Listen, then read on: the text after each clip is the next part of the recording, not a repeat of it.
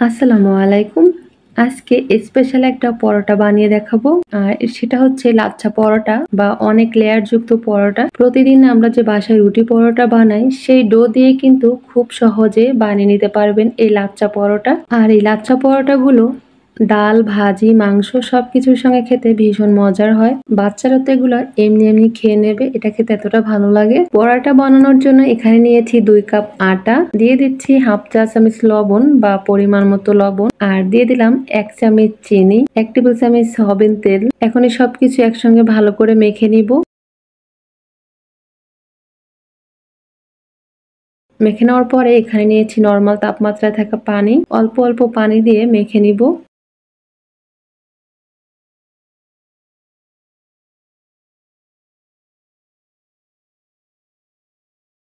এই তো মেখে নিয়েছি আর সফট একটা ডো বানিয়ে নিয়েছি।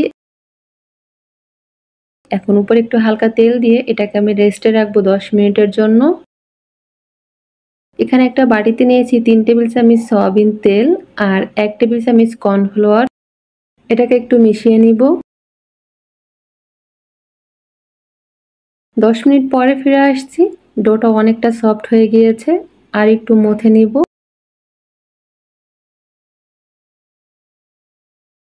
এই তো মথে নিয়েছি। এখন পরোটা বানিয়ে নিব। কিছুটা আটা নিয়ে আমি একটু মথে নিলাম। গোল একটা লেচি বানিয়ে এটাকে আমি এখন পাতলা করে বেলে নিব।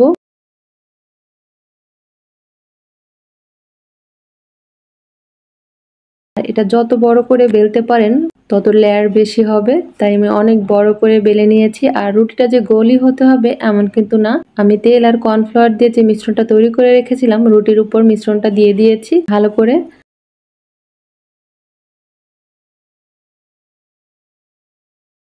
এখন রুটির যে কোনো এক সাইড দিয়ে এইভাবে কেটে নিতে হবে। এটা যত ছোট করে কাটা যাবে তত লেয়ার বেশি হবে।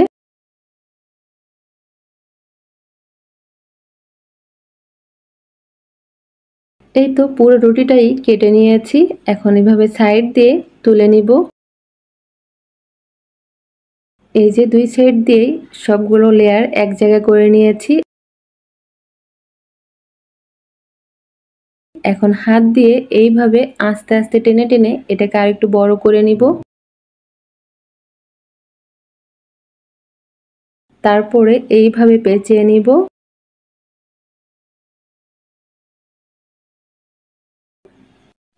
এই তো পেঁচিয়ে নিয়েছি। এখন এই রুটিটাকে হালকা হাতে একটু বেলে নিব। তার আগে উপরে একটু হালকা তেল দিয়ে নিব।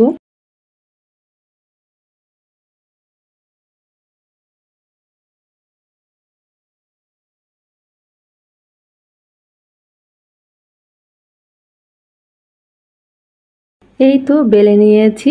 এখন চলে যাব সরাসরি চুলায়। চুলায় একটা প্যান হালকা গরম করে নিয়েছি। আর এখন পরোটা দিয়ে এইভাবে উল্টে পাল্টে ভেজে নিব। চুলার আঁচটা মিডিয়াম টু লোতে রেখেছি যাতে রুটিটা পুড়ে না যায়। যখন হালকা লাল হয়ে আসবে তখন দিয়ে দিচ্ছি তেল। কেউ চাইলে ঘি দিয়ে ভেজে নিতে পারেন। তেল দিয়ে এইভাবে উল্টে পাল্টে ভেজে নিব।